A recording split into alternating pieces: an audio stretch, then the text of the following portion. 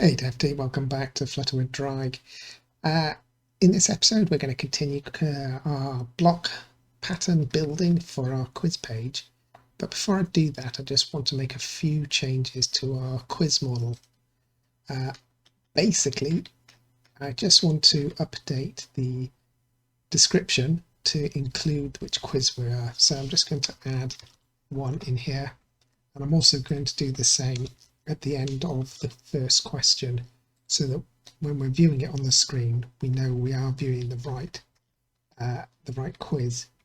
So for 2, we'll just put in 2, and for 3, we'll just put in 3. Eventually, we will actually put in some decent quizzes.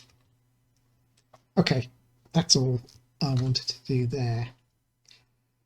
So let's come back to our quiz page and have a look what we're doing. We've set up in the last episode so that when we start and we first load up the block, we set the initial quiz, and that quiz then is available as we go around. We then came into our different screens of the page, so the intro page, and we loaded the quiz up, and in this one we're displaying start button for the quiz along with the description, and in the progress we're displaying the questions. But we got this bit of code repeated twice, and it's never good to repeat code twice. So I'm going to extract this into basically our block, because everywhere within the block is going to need access to the quiz, the current quiz.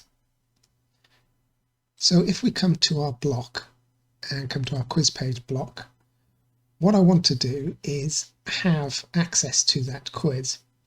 And to do that, we're first going to need to have access to the quiz repository. So let's make that available in the quiz page.block. I'm going to keep this with an underscore to make sure it's private, so it can only be accessed within here. And we need to initialize that with somewhere.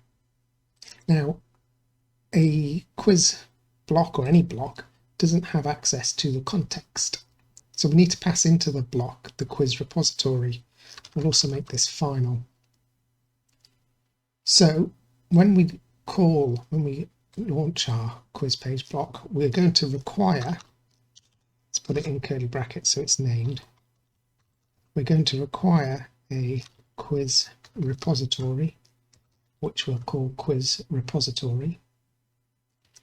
And then as part of the initializer, we will set quiz repository to quiz repository before we then call super. So let's just be clear. This is our class. This is the constructor. We're going to require a quiz repository to be passed in, and that quiz repository is going to get stored within the class's private quiz repository. So if we come back to our quiz page now, we've got an error because we're not passing in the quiz repository. So we can do that with quiz repository, and here we have got context, so we can say context read. What are we reading? We're reading the quiz repository. And let's just put those on extra lines so we can see what's going on. So in our block provider, we're having this create here, and we're creating a quiz block, and we're passing into that block the quiz repository. And then we're also adding an event to that block of load quiz or load page. Okay. So now we've got the quiz repository in here, we can get our quiz, our current quiz, out of there, because within the quiz block, we have access to our quiz state. So we can create a getter that we're going to call quiz. Yeah, because that's what we want. We want to get the quiz. We're going to need to import our model, quiz model. And the getter is simply going to be, for now, the quiz repository get quiz by ID. And the ID we're going to pass in is the state quiz ID. So whatever ID we've set in our quiz block's state, as we do here, that's the quiz that's going to be returned. That means we can come back to our pages. So if we come to our, let's go with the intro page first of all. We're getting the quiz here. Well, we don't need any of that now. We can just put quiz equals context.read. Well, we need the quiz block this time, quiz page block, quiz, and the rest of that can go. That reduces the code somewhat, and we no longer need to access the quiz repository from there. Okay, so the quiz in progress is going to be the same. We're going to read now the quiz page block, and let's just get rid of that line. We're going to get quiz, which is the current quiz. Now, here we've got another little issue we need to solve. Here we're loading in just the first question all the time, and we need that to be the current question. So that's the next thing we're going to fix in a second. Just get rid of these unneeded imports at the top. And then our quiz page here, well, we can now put in the quiz name because we have a block, and we're going to extract this app bar. Let's do that now, actually. Yeah, I'm going to extract this as a widget, and I'm going to call this quiz page app bar for now. Now, an app bar requires a type of preferred size widget, and we can do that by extending the stateless widget with preferred size widget. That requires us to have an override to give the preferred size, and we will give a size from height, and we will just put in, I think it's 42, the default height for app bars. Most of this is going to get changed at some point in the future, so I'm not too worried about it now. Looking at our app, it still works, so that's okay. We're not squashing anything up. And here, the text is going to be context dot. Now, I'm going to put read, but this is wrong. That's not going to work, and I'll show you why in a second. Context read quiz page block dot quiz dot name.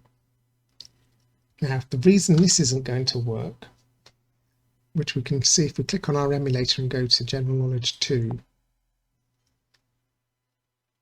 we have an error, and that error is because when we first load in this page, the initial state has, oops, didn't mean to do that. The initial state has no quiz ID. If you remember, let's come to our quiz block.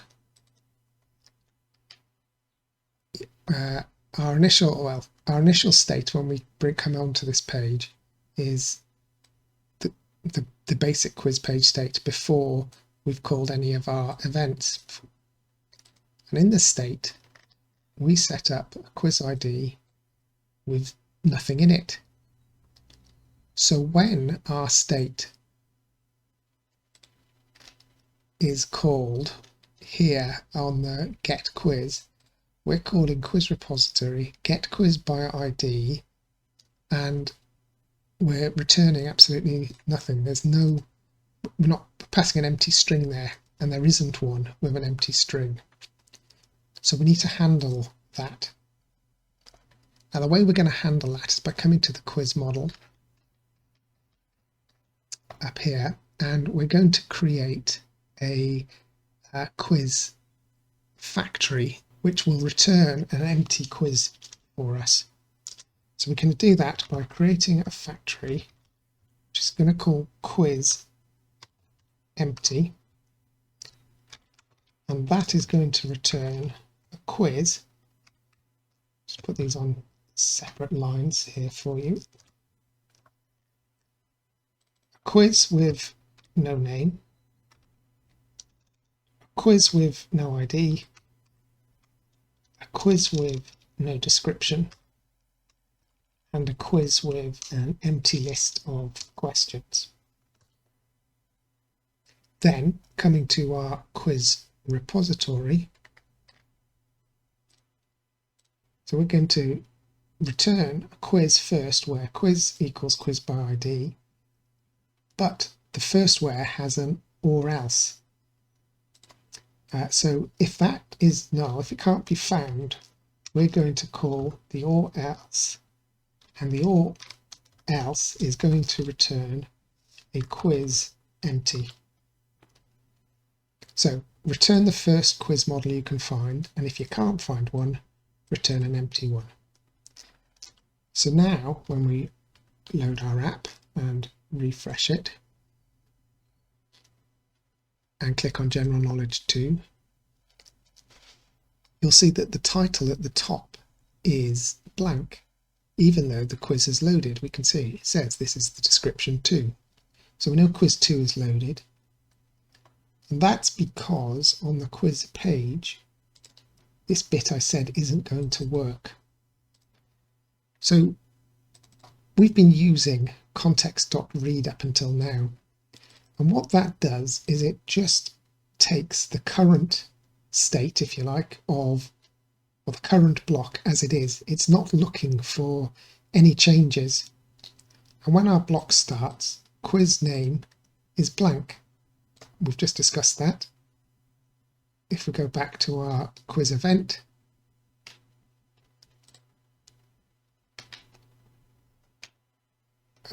quiz state, we can see that the initial quiz name is blank. We've just discussed that because that is the empty name.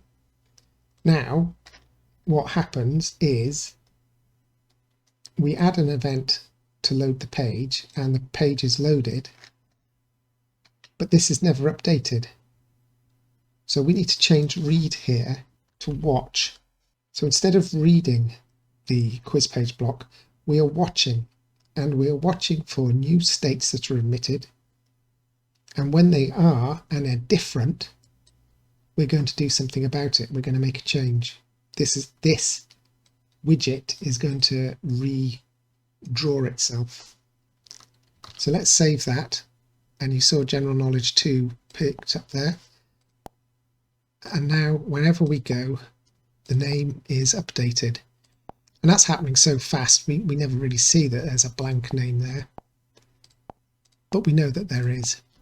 So what happens now when we start our quiz? Well, we get our first question. And now we need to be able to answer the question. So how are we going to go about doing that? So to answer the question, let's come back to our quiz page state.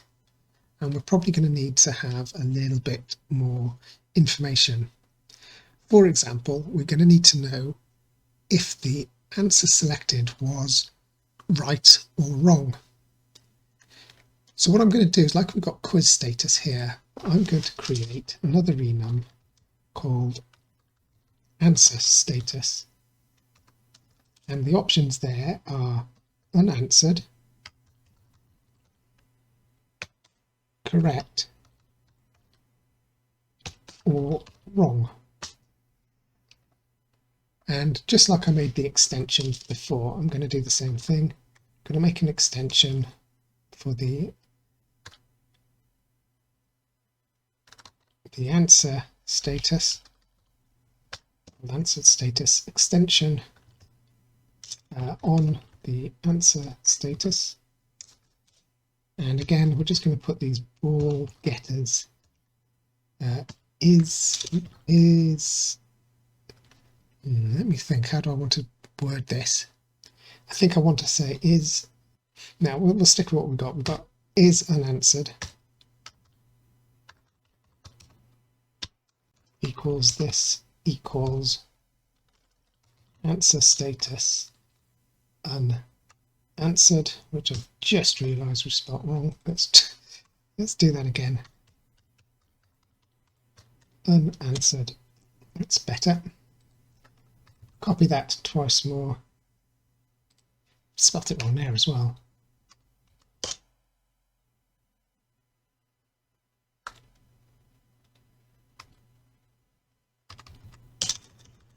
Is correct. And it is wrong. You might want to put incorrect, but I've deliberately chosen wrong because sometimes when you're looking at the code and you just see the word correct and you don't necessarily notice the incorrect before it, and so wrong is very different to correct in terms of the spelling. So it's less prone to errors. Okay, so we're going to need to store that. So final answer status, answer status, and we also need to know which answer is being picked. So I'm going to put final int, call this the answer index. I cannot spell answer today. Right. We need to include those as part of our constructor. So we're going to add the parameters. Let's put it the wrong side of the block. Sometimes it's quicker just to regenerate it. Okay. And we need to put our default values here.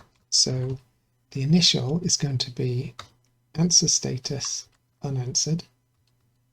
And the answer index, well, I don't want to use 0 here because that is a valid index. So I'm going to use a negative number like that. And it's not a string. Whoa, okay. We need to have a copy with function, and I'm just going to delete the copy with and regenerate it. It's just quicker than typing it all in. So there is our updated status, page state. So now coming back to our events, we have no input for answer question, but for start quiz, but for answer question event, we're going to need to know, is it correct? And we're going to need to know the question, or the answer index. Let's generate our constructor for that. Const, and override our props with the two things, is correct and answer index. Okay. Now come to our block, and we're going to put on answer question, and again we're going to extract the method on answer question, semicolon. Let's create that method. So once we answer the question, what are we going to do? Well, we're going to emit a new state, which is going to be the current state copied with So what are we going to copy this with? Well, we're going to want to have the answer status, and the answer status is going to be dependent on the event is correct. If it is correct, the answer status is going to be answer status correct. Otherwise, it's going to be answer status wrong. So we're passing in a bool in our event, and now we're saying if that is true, we're going to set our status to correct. Otherwise, we're going to set the status to wrong.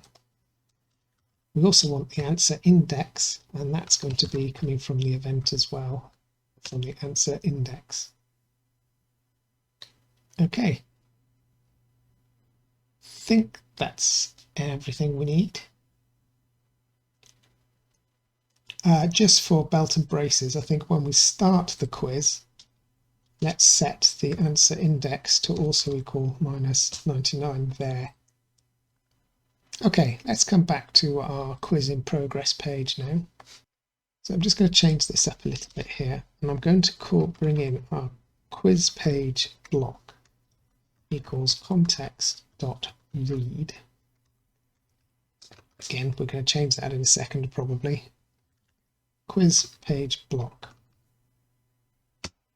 because we're going to need to access this a few places. So for example, the quiz can now be quiz page block.quiz, and the question is going to be the quiz questions, but we need to put it at the index, and the index is coming from the quiz page block state, and it's going to be the answer. No, it's not. It's going to be the question number. Okay. This is going to have to change. We need to watch this because we're going to need to rebuild a lot of this when this event happens. We could optimize this a bit, but for now we'll go with what we're doing here. Within our list view builder, where we're returning this list tile, we're going to put an on tap for that. And what are we going to do when that's tapped? Well, we're going to answer the question. And we're going to do that by calling the quiz page block .add, and we're going to we're going to submit the event answer question. Let's put a few commas in so we can format it. So which is the answer index? Well, that's going to be the index of the item builder, whichever answer we've hit. So we can just put index. And is correct? Well, that depends on a few things. So let's, for example, within this builder now, we're going to be using question choices a lot. So let's come here and let's put in a answer, which is going to be the current choice, equals question dot choices at the current index. Okay, so down here we can just use choice to get the text, and the is correct is going to be choice dot correct, because within our quiz, if we come back to our quiz model, for the answers we're already, these are the choices. I know we're sort of mixing up the word answer and choices, but they are the same thing. We are passing in whether the answer is correct or not. So on our quiz page, on our quiz in progress, area, we know if that's correct. So if this current list tile with this title, this question answer, is correct, we're going to pass in correct, otherwise we're going to pass in incorrect, false. That's going to be true or false. Okay, let's save that and do a restart, and that'll work probably if we've got no errors, but it gives us no indication that it's worked. We're not putting anything back onto the screen to suggest to the user that has worked. So we can do that under the list tile by changing the background color of that tile. And we can do that with selected tile color. So if it's selected, then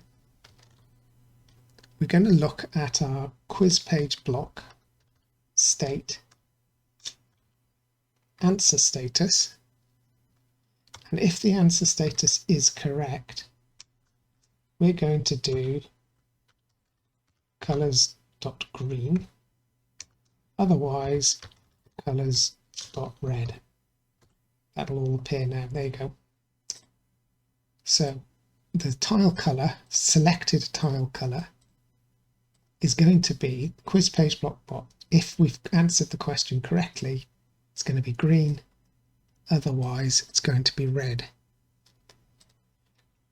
But for selected to work, we have to tell this tile it's selected. And how do we know that this has been selected? Well, we know this is selected is if the index is the same as the quiz page block state answered index. Okay, so our event is telling it what the answer index, what the current index is. That's being saved to our state. And now when it's reread, we're checking to see whether that's correct. And if that matches the current index, then this is selected and it'll give us the color. Let's try that and hit a refresh. Come into the question and answer the question. And that hasn't worked. And the reason that hasn't worked, I've just realized my mistake, is if we come back to the quiz page state, we forgot to override the props for those two things. So the state doesn't realize it's changed, therefore isn't updating the widgets. So we also need to say that the answer index and the answer status also contribute to whether this object has changed or not. Let's refresh that and try the quiz again. Now let's click on Central Printing Unit, and that's wrong. Computational Pricing Unit is wrong. Central Processing Unit is correct. Excellent. So now we know which is our right answer and which is our wrong answer.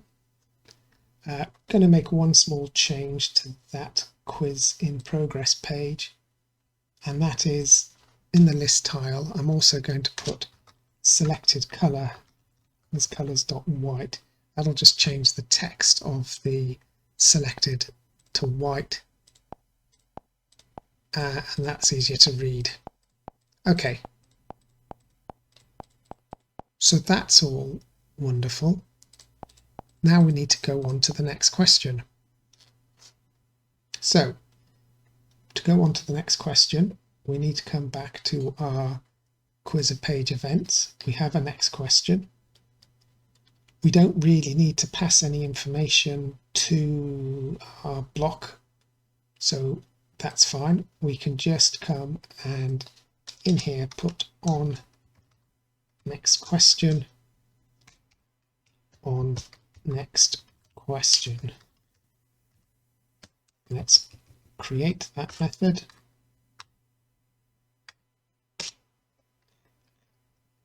So what's going to happen here? Well, there's a few things that need to happen here. First of all, are there any more questions, or have we got to the end of the quiz? Because if we've got to the end of the quiz, we've got to do something different than if we have another question. Then if we have another question, we need to find out, or need to increment the question number, and then we need to reset the answer index and the answer status so that the next page doesn't have a question that appears to have been answered. So let's have a look how we do this. Let's start with working out our next question number. So the next question is going to equal current state question number plus 1. Okay, so now we know the next question. And we can say if next question is less than the quiz question's length, then we know we've got more questions ahead of us.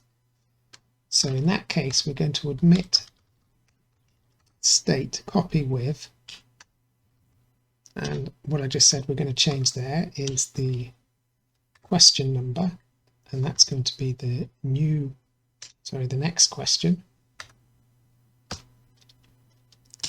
We're going to reset the answer index to -99. And we're going to reset the answer status to answer status unanswered.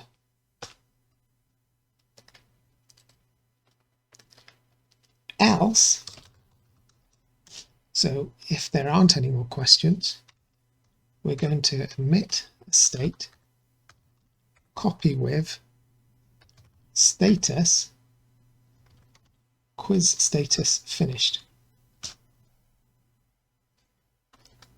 Yeah, I think that's all we need. Okay, let's come back to our quiz in progress page.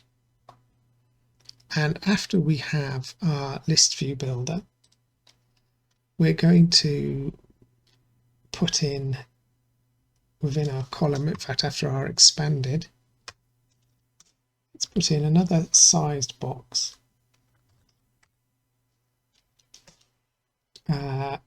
We will put in some padding straight away. Put in some padding, const edge insert, or let's just put 16 around it, and then a child. Now here we're going to have a button that really depends on the state. So I'm going to actually put in here another block builder so that this updates based on the block itself. And this is going to be a quiz page block, quiz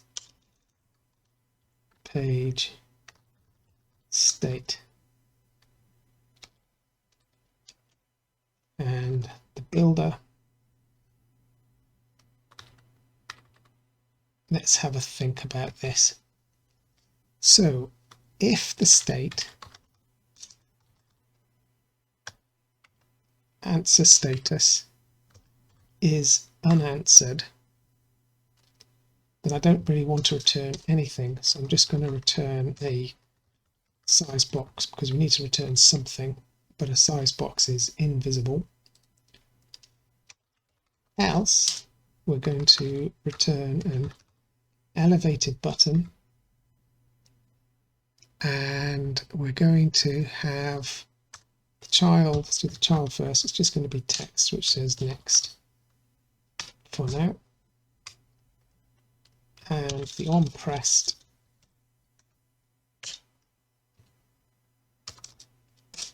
let's think about this. So when we're pressing this, we're going to say quiz block, quiz page block, add next question.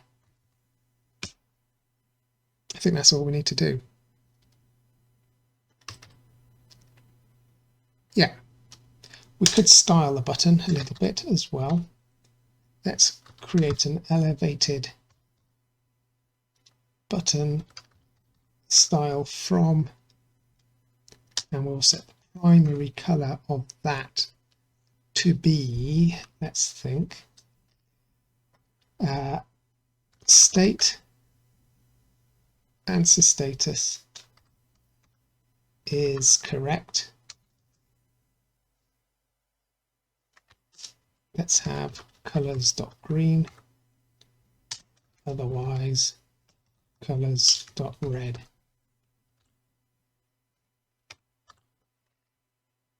All right.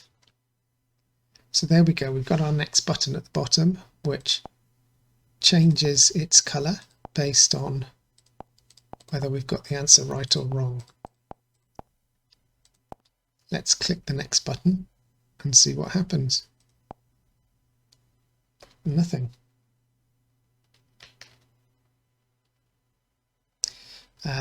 That's because we need to change the state, the block.